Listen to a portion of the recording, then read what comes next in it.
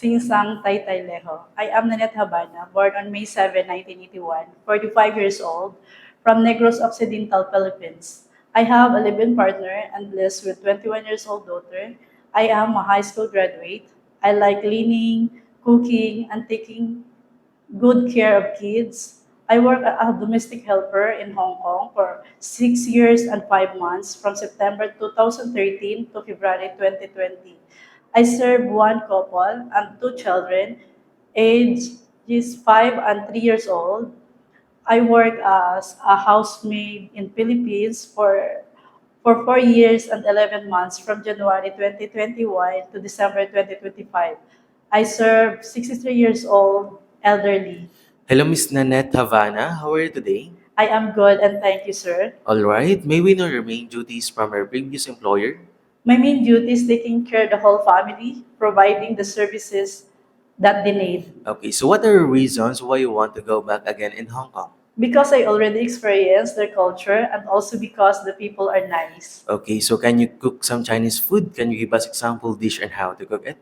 Yes, sir, like vegetables, stir fry first. You need to stir fry mixed vegetables such as bell pepper, carrots, broccoli, garlic, ginger, soy sauce, and then to serve over the rice. Okay, so what is the most important thing in taking care of children?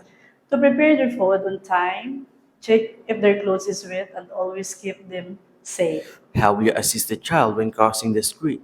Hold their hand and look to the right and left before crossing. Okay, so what is the most important thing in carrying a baby? Regularly check the diaper is if it is wet, feed the baby on time, and give them medicine on time. How will you arrange your duties if only you and the baby left in the I think house? the baby first, but the baby, feed the baby, and once the baby is sleeping, that is the time that I can do household chores. Okay, so what if you found out that the baby has fever and your employer is not at home? What will you do?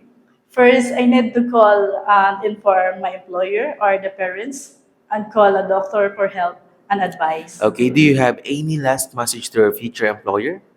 To my future employer, please choose me as your housemaid because I need this job and it will be a big help for my family.